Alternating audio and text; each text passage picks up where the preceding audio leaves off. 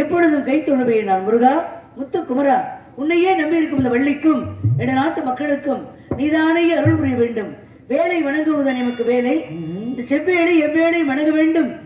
எந்த வேலையும் அந்த கந்த வேலையே நினைக்க வேண்டும். ஏங்க முத்துமாரியமே மகமையெல்லாம் இருக்கும்போது கந்த வேலை வணங்கணும். வந்த வேலை சரியா நடக்கணும்னா கந்த வேலை வணங்கி ஆகணும். ஏங்க நம்ம நாடத்துக்கு வந்த வேலையா?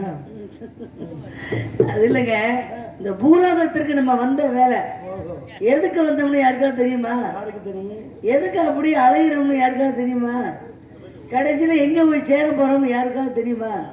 எதுவுமே தெரியாது. இதெல்லாம் தெரிஞ்ச ஒருத்தர் இருக்காருன்னா அவரு கந்த வேலை மட்டும்தான்.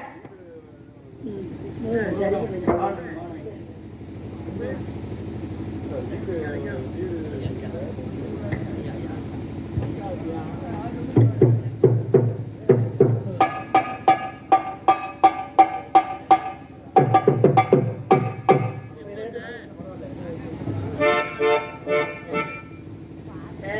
நேரத்துக்கு அப்படித்தான் பதத்துக்கு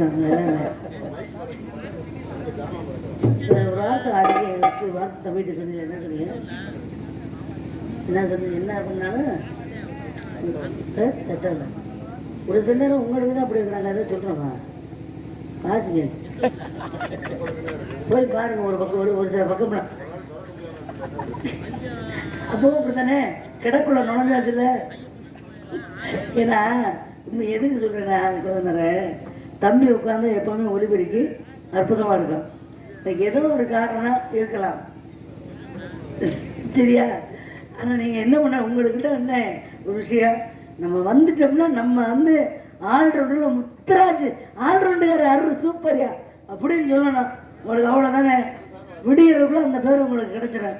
இது வரைக்கும் பாதி பேர் எடுத்துட்டீங்க, இன்னும் கொஞ்சம் தான். அவ்வளவுதான் என்ன இருக்கு. சரி இருக்கட்டா.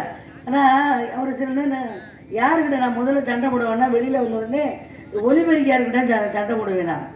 என்ன சத்தமே வர மாட்டேங்குது அப்படின்லாம். ஆனா அதெல்லாம் அது இப்பெல்லாம் அவர்கிட்ட சண்டை போடுறது இல்லை. இது நான் பேசுறதுனால அது கேட்குது. ஒரு சில நாட்கள்ல ஒரு சில கிராமங்கள்ல நான் என்ன பேசுறது எனக்கும் கேட்கறது இல்லை, கிராமத்தில் உள்ளவங்களுக்கும் கேட்கறது இல்லை. அப்படி ஒளிபெருக்கியில நான் சந்திக்கிறேன். அப்படி சந்திக்கும் பொழுது நினைப்பேன், சே நம்ம பகுதிக்கு போனோம்னா எப்படி இருக்கு ஒளிபெருக்கி அப்படின்னு. அந்த நேரத்தில் உண்மையிலே மனதளவில் இதெல்லாம் நான் பேச்சுக்காக சொல்றதில்லை.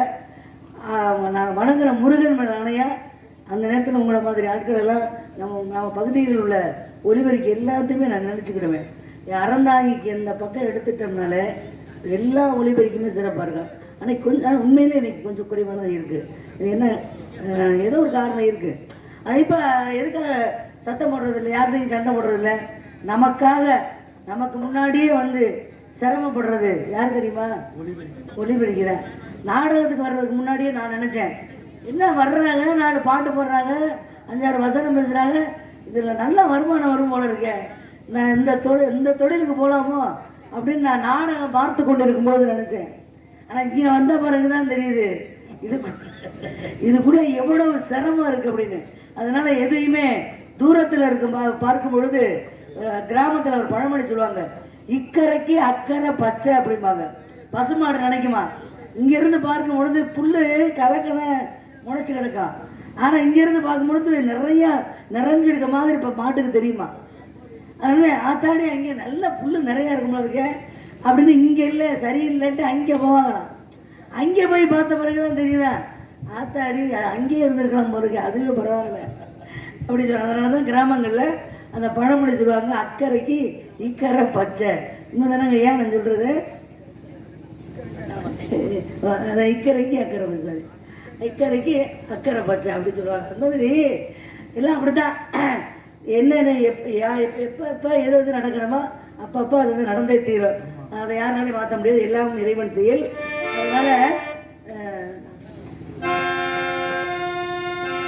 முத்தமிழில் பாட வந்தேன், முருகனையே வணங்கி நின்றேன், தித்திக்கும் குமரல் பெயரில் தெய்வீக அழகை கண்டேன். முத்தமிழில் பாட வந்தேன், முருகனையே வணங்கி நின்றேன், தித்திக்கும் குமரல் பெயரில் தெய்வீக அழகை கண்டேன். முத்தமிழில் பாட வந்தேன்.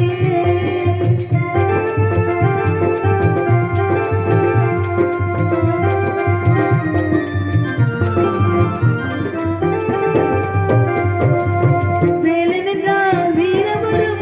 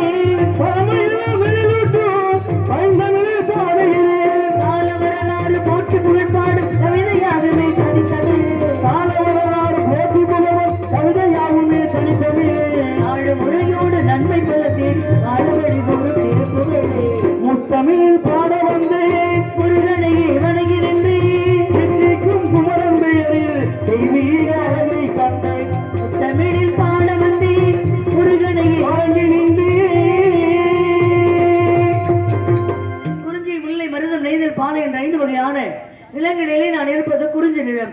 இந்த நாடு துணை நாடுன்னு சொல்லக்கூடிய மலை நாடு. இச்சித்தூரை ஆண்டு வருகின்ற வேட்டுவர் குல தலைவனான நம்பிராஜனின் மகள் நான். எங்களோட நாட்டு குல வழக்கப்படி ஆண்கள் உழுது பயிரிடுவதும் பருவம் எடுத்த பெண்கள் திரைக்காவல் செய்வதும் குல வழக்கம்.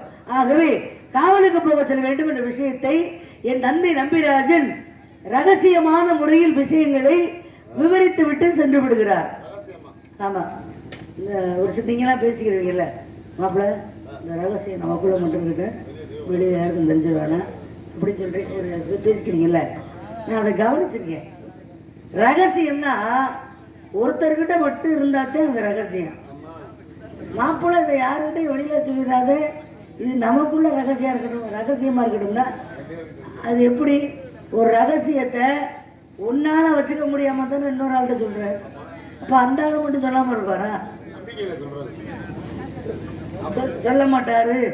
அப்புறம் உடனே அவர் சொல்லுவார், நானா சொல்ல மாட்டேன், தூக்கத்துல உளறினாலும் உளறிடுவேன்.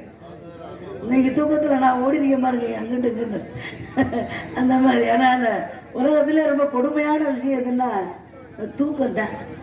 சரி, அதையெல்லாம் மீறி நம்ம ஆண்டவன் இந்த துறைக்கு நம்ம அனுப்பிச்சிருக்கோம் அப்படின்னா அதுக்கு நம்ம கடவுளுக்கு தான் நன்றி சொல்லணும். ரொம்ப சிரமம். எங்கள் குடும்பத்தில் உள்ளவங்கள ரொம்ப வேணாம், என் தங்கச்சியே கேட்குறேன், எப்படிங்க இத்தனை ராத்திரி நீ கண்டுபிடிக்கிற? ஒரு நாள் உட்கார்ந்து நாடகம் பார்த்தாலே எனக்கு 2 நாளைக்கு தூக்கம் வருது.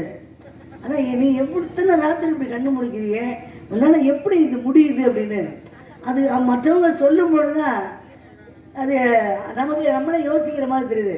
அப்போ இதெல்லாம் நம்மளுடைய செயலில் ஆண்டவனுடைய அனுகிரகம் இல்லைன்னா கண்டிப்பாக இந்த மாதிரி தொழிலெல்லாம் நம்மளால செய்ய முடியாது. அப்போ இறைவனுக்கு தான் இந்த நேரத்தில் நம்ம நன்றி சொல்லணும். அதனால யாரை வணங்கணும்ப்பா அப்படின்னா ஆத்தா என்ன சாமி, சாமி என்ன சாமி, முத்து மாரியம்மனா. சரி, அழகாக நிறுத்தி நோட்டீஸ் வாசிக்கிறதுல எங்கள் அண்ணன் பொண்ணுமரத்தை கண்ணாடி மாதிரி முடியாது. ஆனால் அவர் வாசிக்கும் பொழுது நான் எப்பவும் கவனிப்பேன். இன்னைக்கு கொஞ்சம் கவனிக்க முடியாத சூழ்நிலை ஏற்பட்டு போச்சு.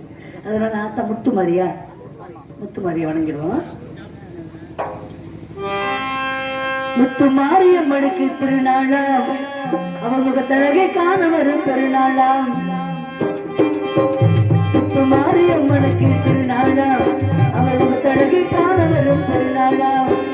சித்திரப்பூ மாலையிலே தோரணமா, சித்திரப்பூ மாலையிலே தோரணமா, அவர் சிங்கார தேரில் வர கோபலமா. முத்து மாரியம்மனுக்கு திருநாளா, முகத்தழகை காண வரும் பெருநாளா.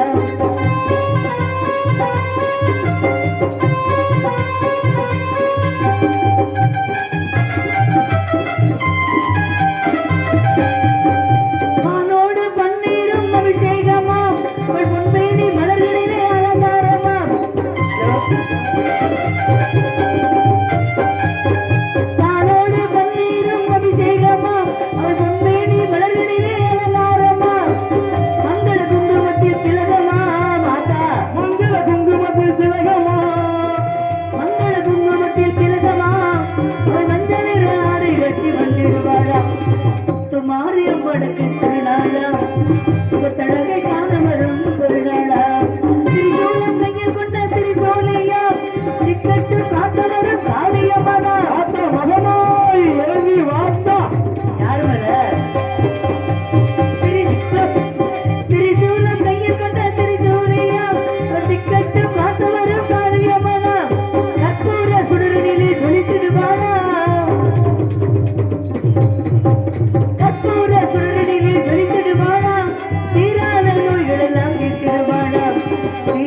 நோய்கள் எல்லாம் தீர்த்திடுவாளா. முத்து மாரியம்மனுக்கு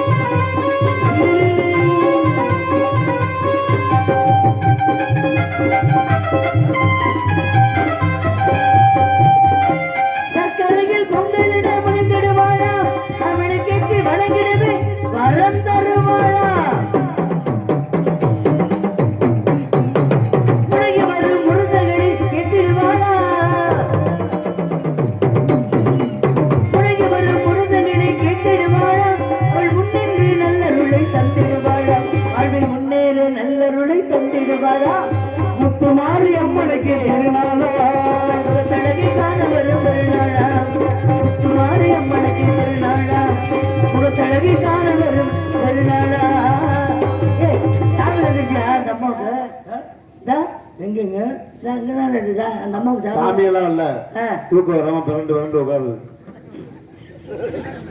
ச்சே, எனக்கு இருந்தாலும் இவ்வளவு தொழில ஆர்வ கோளாறு இருக்கக்கூடாது. தூங்கி இப்படி சாயிராதா? தூக்கத்துல நீங்க வாட்ட சாமி வந்தாக நீங்க உட்கார்ந்து நம்ம நாட்டினுடைய முன்னாள் ஜனாதிபதி ஏபிஜே அப்துல் கலாம் ஐயா சொன்னாரு, அப்படியே இந்த உலகத்தையே சுத்தி சுத்தி பார்த்துக்கிட்டே இருக்காத, திரும்பி திரும்பி பார்த்துக்கிட்டே தெரியாத, அதுல ஒண்ணுமே இல்லை. ஆனால் இந்த உலகம் ஒரு நாள் உன்னை திரும்பி பார்க்கும் அளவிற்கு ஏதாவது ஒண்ணு செய்ய அப்படின்னு சொன்னாரு. நானும் ஏதாவது சாதனை படைச்சு போடுவான் அப்படின்னு ஊர் ஊரா அலையிற, ஒரு சாதனை படைக்க முடியல. இவ்வளவு பேர் இருக்கீங்க, என்ன சாதனை இல்லைங்க? இல்லங்க, மாவட்டத்துக்கு தெரியுது இப்ப திலகவதி, எம்ஏ திலகவதினா. ஆமா தெரியுது. அப்புறம் என்ன? ஆனா திரும்பி பார்க்க சொன்னார்ல, யாரையும் திரும்பி பார்க்க வைக்க முடியலையே. சரி, உலகத்தை தான் திரும்பி பார்க்க வைக்க முடியல, ஒரு ஊரையாவது கொஞ்சம் அப்படி திரும்பி பார்க்க வைப்போம் அப்படின்னு யோசனை பண்ணேன். அதனால சும்மா சாமி இருந்துச்சு, நானும் தான் எனக்கு மட்டும் தெரியலையே, அந்த அம்மாவுக்கு தூக்கம் தான் வருதுன்னு. சரி விடுங்க, நீங்க ஊர்ல காட்டி காட்டி கொடுத்துட்டே இருப்பீங்க.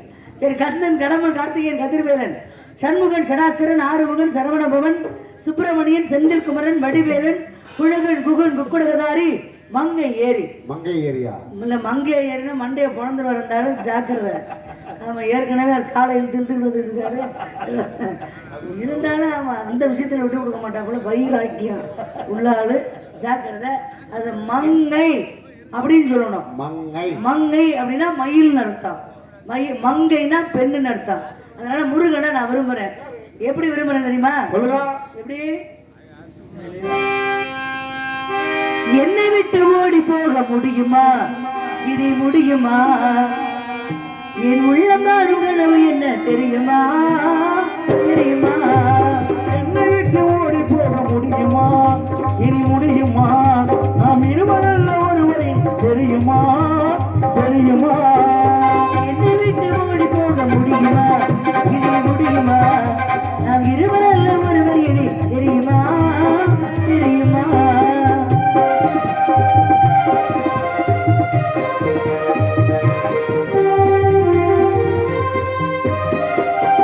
கண்ணுக்குள்ளே புகுந்து கதைகள் சொன்ன பெண்ணே, எண்ணத்திலே நிறுவுகிறது இடம் பிடித்த பெண்ணே.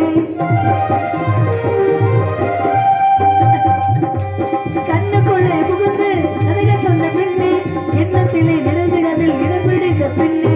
எந்த நன்மை தந்தை சம்மதித்த பெண்ணே, எந்த நன்மை தந்தை சம்மதித்த பின்னே, எந்த நன்மை தந்தை சம்மதித்த பின்னே,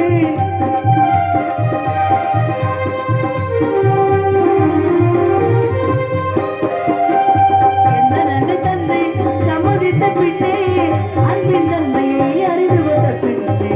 ஓஹோ, என்னை விட்டு ஓடி போக முடியுமா, இனி முடியுமா, நம் இருவரில் ஒருவர் இனி தெரியுமா, தெரியுமா.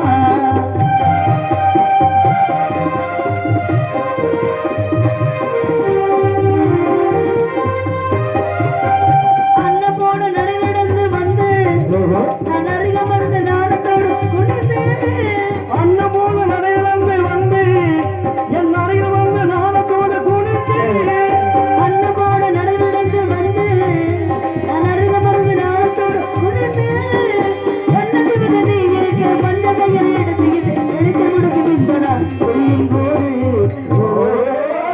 என்னை விட்டு ஓடி போக முடியுமா, இது முடியுமா, இருவரல்ல ஒருவர் இனி தெரியுமா, தெரியுமா. ஆடி முழுது நடைய நடைய மழை இருக்கிறது, நிராசை விட வழிய வழியாக இருக்கிறது, இன வெளியில் மயங்கி மயங்கி கனவடுகிறது, இது நினைவு வந்து மனதிலிருந்து குரல் கொடுக்கிறது. நன்றி நன்றி. கை தட்டிய இரண்டு அன்பு உள்ளங்களுக்கு மனமார்ந்த நன்றி. இதெல்லாம் எங்க வாத்தியார் சொல்லி கொடுத்தது, அதுக்கு தனி வாத்தியார் வச்சிருக்கேன்.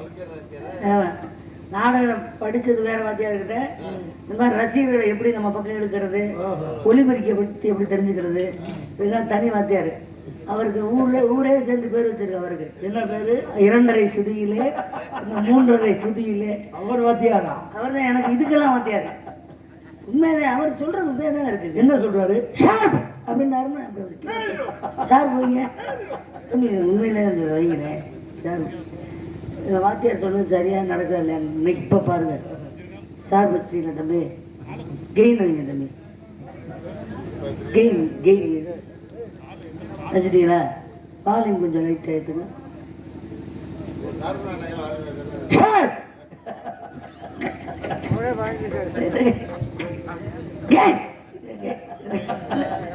எனக்கும் தொண்டை கொஞ்சம் கரகரம் தான் இருக்கு. அதனால இன்னைக்கு கொஞ்சம் கிளியர் கிடைக்கல. மற்ற நாள்லாம் கிடைக்கும், இன்னைக்கு கொஞ்சம் அப்படி இருக்கு. அதே அது இல்லாத அது குருநாதர் இல்லைன்னா குருநாதர் இல்லாத வித்தை கூட்டு வித்தன்ட்டாங்க. நான் முருகனை நான் விரும்புறேன். அந்த பூலோகத்துல எத்தனையோ ஆண்கள்லாம் அழகா இருக்காங்க, அழகான ஆண்கள்லாம், வசதியான ஆண்கள் இருக்காங்க. ஆமா, ஏன் அவங்கள விரும்ப? வசதி வேண்டாம்ங்க, வசதி வேண்டாம்னு ஏன் சொல்றேன்னா யாரு வசதியா வாழ்ந்துகிட்டு இருக்காங்க? வசதியா இருப்பிய போல நான் கேக்குறேன். வசதியா வாழ்றாருன்னு சொல்றோமே, யார் இந்த உலகத்துல வசதியா வாழ்றா சொல்லுங்க. பணம் நிறைய வச்சிருக்காரு வீட்டுல. நான் உண்மையிலே சொல்றேன், எப்பவுமே நான் நேரடியா பார்த்த விஷயங்களை மட்டும்தான் பேசுவேன். என் கண் கூட அடுத்தவங்க சொல்றதெல்லாம் பேச மாட்டேன். நம்ம சங்கத்து பக்கத்திலேயே ஒருத்தர் ஒரு அப்பச்சி இருக்காரு. பணம் நிறைய இருக்கு அவர்கிட்ட. ஒரு அப்பச்சி பெரிய வீடு கட்டி வச்சிருக்காரு. ஆனா வேலைக்காரி எத்தனை மணிக்கு வந்து சமைச்சு கொடுக்குறாளோ அத்தனை மணிக்கு தான் அவருக்கு சாப்பாடு கிடைக்கும். வீட்டுல மகன் வெளிநாட்டுல இருக்காரு, மனைவி இறந்து போயிட்டாங்க. ஒருத்தர் மட்டும்தான், அவ்வளவு பெரிய பங்களாவில் ஒருத்தர் மட்டும்தான் இருக்காரு. அவ்வளோ பெரிய பணம் வீடு இருக்கு, பணம் இருக்கு. சாப்பாடு எப்போ கிடைக்குது? வேலைக்காரி வந்த நேரத்துக்கு தான் கிடைக்குது. அன்னைக்கு அவன் வரலன்னா யாரையாவது ஒரு பிடிச்சி கெஞ்சணும், தப்பி ஒரு 100 ரூபா 10 ரூபா 20 ரூபா தரேன், யாராவது வாங்கிட்டு சாப்பாடு கொடுங்க. அது வசதியாங்க? அதுக்கு பேர் வசதியா? எனக்கு தெரியாம தான் கேட்குறேன். பெரிய நான் ஆடி கார்ல போறேன் அப்படின்னு சொல்லி பெரிய கார்ல போய்கிட்டு இருக்காரு.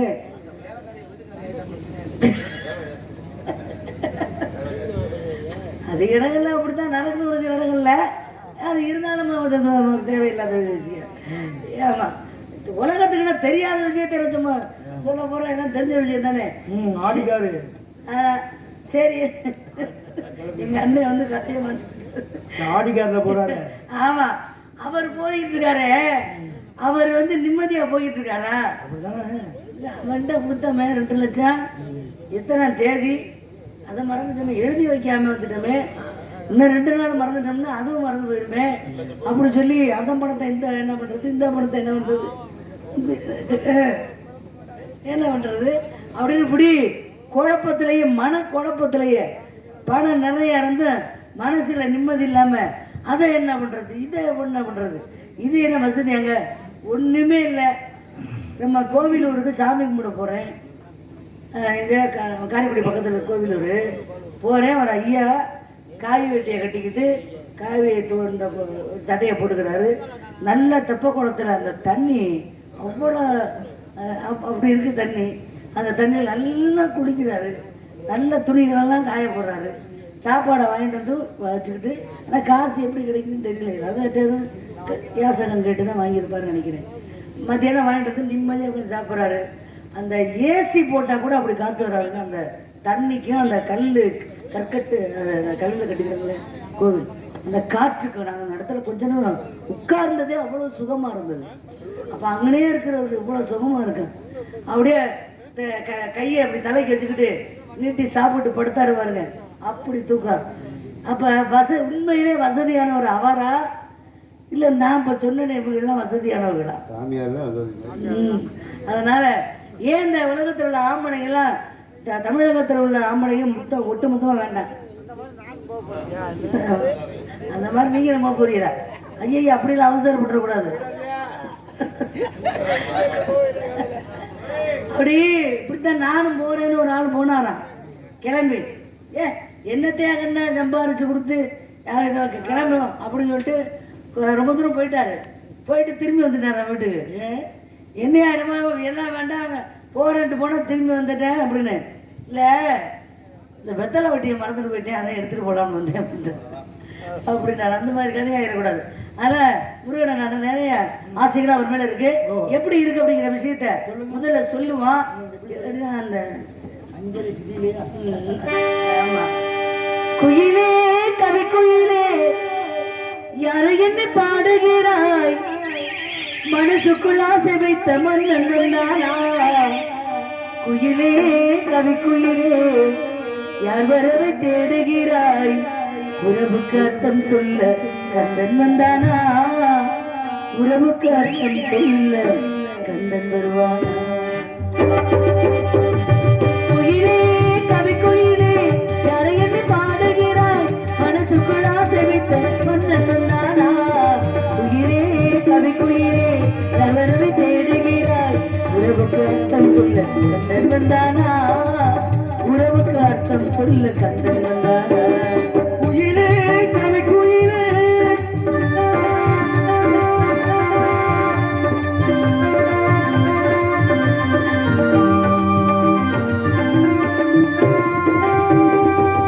இளமை சதிரான தோட்டம் காயம் கனியானதே, இளமை சுகம் காணும் உள்ளம் தனிமை உறவாடுதே. தடை சொல்லுது என் கண்களே, பாடை கொள்ளுது என் நெஞ்சமே. குயிலே அவரை வர சொல்லடி, தேன் வந்து பாடுது என்று நீ சொல்லடி. குயிலே கவி குயிலே யாரை என்னை பாடுகிறாய்.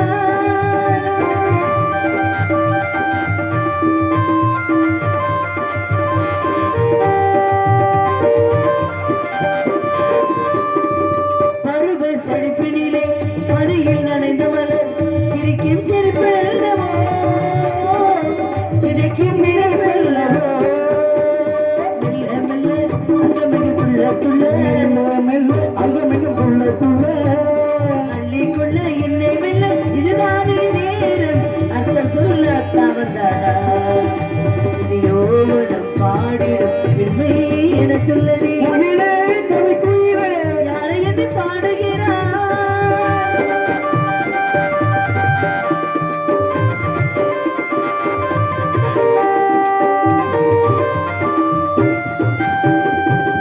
என்னை ஆட்கொண்ட ராகம் என்றும் ஒரு ராகமே, இன்று நான் கொண்ட மோகம் என்றும் உனக்காகவே. வாழ்வில் பின்னல் உணர்ந்ததே, யாரோ எவரோ நான் கண்டதே. குயிலே அவரை வரச் சொல்லடி, தேன் வந்து பாடு என்று நீ சொல்லடி. குயிலே கவி குயிலே யாரை என்னை பாடுகிறாய். மனதுக்கு ஆசை வைத்த கந்தன் வந்தானா. குயிலே கவி குயிலே யாரை எண்ணி பாடுகிறாய். உறவுக்கு அர்த்தம் சொல்ல கந்தன் வந்தானா. உறவுக்கு அர்த்தம் சொல்ல கந்தன் வந்தானா. உறவுக்கு அர்த்தம் சொல்ல கந்தன் வந்தானா.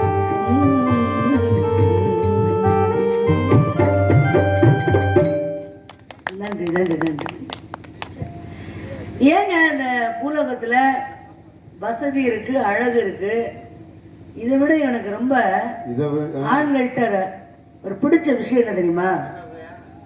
இப்ப பேருந்துல போய்கிட்டு இருக்கோம், பேருந்துல போயிட்டு இருக்கோம்.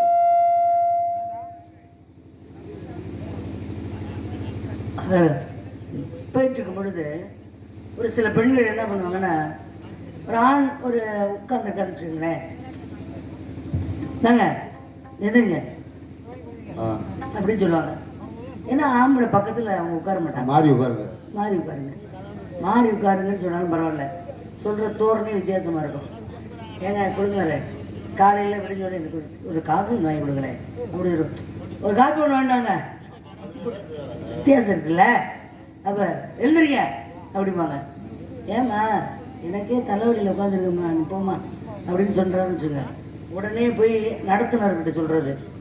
நடத்துனர்னு சொன்னா அதிகபத்து தெரியாது, கண்டக்டர்னு தமிழ்ல சொன்னாதான் அதிகபத்துக்கு புரியும்.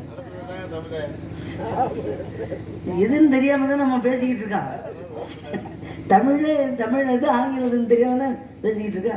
அப்ப அவர்கிட்ட போய் இங்க வருங்க எழுந்திருக்க சொல்லுங்க அவரை. உடனே அவர் வந்து அதுக்கு மேல அந்த அம்மாவுக்கு அந்த சீட்டை எழுதி கொடுத்த மாதிரி, அண்ணே ஆரி உட்கார மாட்டேங்க பொம்பளை பொம்பளை பிள்ளைங்க இடம் கொடுக்கணும், நடத்தவன் சப்போர்ட் பண்றாரு. அதுக்காக எங்க வர்க்கத்துக்குன்றக்காக நான் சொல்ல வரல, சொல்ற விதம் இருக்கு.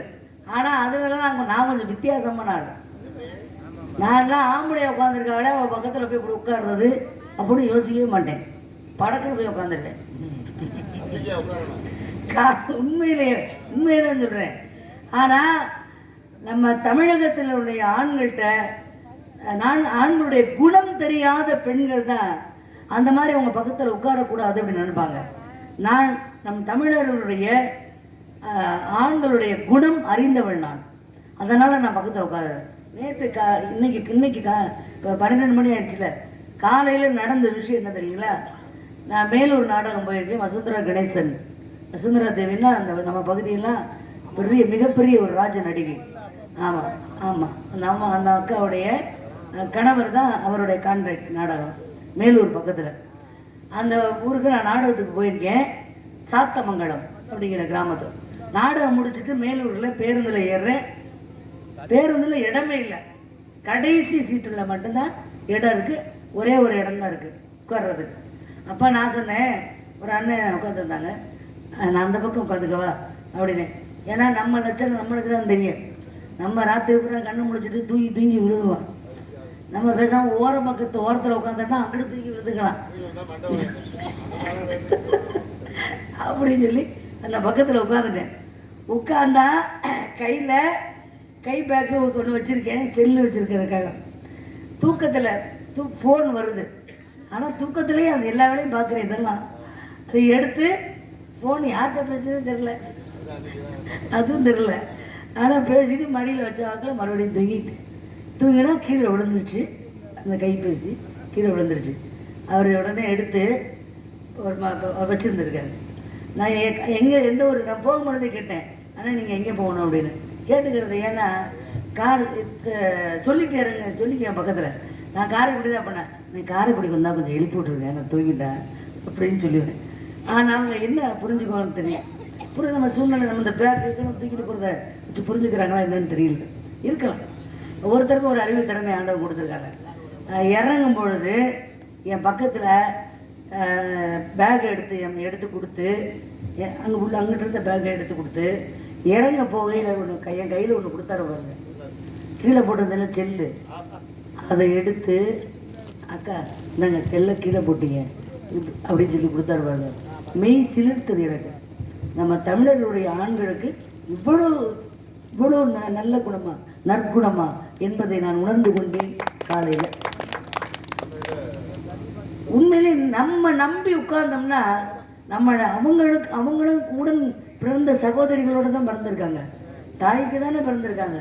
இதெல்லாம் அவங்களும் பெண்களுடைய உணர்வுகளை உணர்ந்து கொள்ளும் சக்தி தன்மை ஆண்களுக்கு உண்டு என்பதை நாம் பெண்களான நாம் தான் உணர்ந்து கொள்வதில்லை என்பதை என்னுடைய வர்க்கமெல்லாம் நீங்கள் புரிஞ்சுக்கங்க. தள்ளி உட்கார்ந்து இருந்தாங்க, ஆனால் கொஞ்சம் தள்ளி உட்காந்துருங்க அப்படின்னு கொஞ்சம் இடைவெளி விட்டு உட்காந்து கொஞ்சம் தப்பாக போயிடுறா. இது ஒன்றும் இல்லை.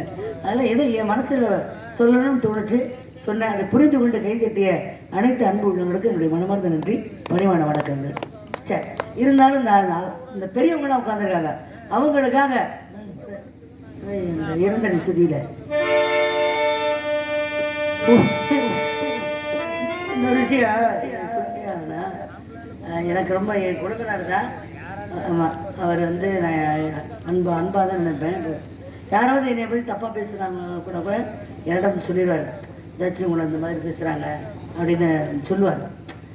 என்ன பேசுகிறாங்க, திலகவதி அன்னைக்கு தொண்டை கட்டிச்சுப்பா, சரியாக பாட முடியல, இது ஏதாவது ஒன்று சொல்லுவார் என்கிட்ட. மற்றவங்க யாராவது என்னை பற்றி பேசுகிறாங்கன்னா உடனே அந்த குறைகளை என்கிட்ட சொல்லுவார். அந்த மாதிரி என் மேலே ரொம்ப பாசம் உடையவர். ஆனால் நான் சொல்லும் பொழுது சரிங்கன்னு கேட்டுக்கிடுவேன். ஆனால் அதுக்கப்புறம் நானாக தனியாக சிரிச்சுக்குவேன். ஏன் தெரியுமா? அவரை பற்றி என்கிட்ட சொல்லுவாங்க, வெளியில் போய் பாடுங்க, வெளியில் போனால் 50 பாட்டு மிருதக்காரன் கைக்கு ஓடிக்காமல் விடுறதில்லை, ஒரு பாட்டாவது கேட்குற மாதிரி பாடுறாங்க ஐயா, கிறங்கிறங்க கத்துறேன் என்கிட்ட வந்து அப்படின்னு என்கிட்ட தான் சொல்கிறாங்க. ஆனா என் குழந்தைனார் நான் அதை பத்தி சொல்லவே மாட்டேன். ஏன் அவர் என்ன அவருடைய மனது வேதனைப்படக்கூடாது. சொல்ல மாட்டேங்க அதனால சிறிய பிடிக்கும். கேட்காம மைக்க போட்டா சொல்றது சிறிய ஒருவர் மீது எதுக்கு சொல்றேன்னா, அந்த உலகம் ஏதாவது ஒண்ணு சொல்லிக்கிட்டே தான் இருக்கும், குறை சொல்லிக்கிட்டே தான் இருக்கும். குறை சொல்பவர்களையும் அந்த குறையை கேட்பவர்களும் எந்த சாதனையும் படைக்க முடியாது. அதனால குறை சொல்பவர்களும் எந்த சாதனையும் படைக்க முடியாது. குறை சொல்றதை நம்ம காதல வாங்கினோம்னாலும் நம்மளும் எந்த சாதனையும் படைக்க முடியாது. நம்ம வேலை என்னவோ அதை பார்த்துட்டு போயிட்டே இருக்க வேண்டியதான். அதான் சரியாக்கும். அதனால ஒருவர் மீது ஒருவர் சாய்ந்து ஓடம் போலே பாடலாம் பாடலாம். ஒருவர் சொல்ல ஒருவர் கேட்டு, ஒருவர் சொல்ல ஒருவர் கேட்டு பாடலோடு பாடலாம் பாடலாம். சட்டத்தேனை போல் சொல்லும் வார்த்தைகள், பட்டு பூவை போல் பார்க்கும் பார்வைகள். சட்டத்தேனை போல் சொல்லும் வார்த்தைகள், பட்டு பூவை போல் பார்க்கும் பார்வைகள். சொர்க்கம் தேடி செல்லட்டும் ஆசை எண்ணங்கள், சொர்க்கம் தேடி செல்லட்டும் ஆசை எண்ணங்கள். எல்லாம் கட்டும் காதல் வெள்ளங்கள். ஒருவர் மீது ஒருவர் சாய்ந்து ஓடம் போலே ஆடலாம் ஆடலாம்.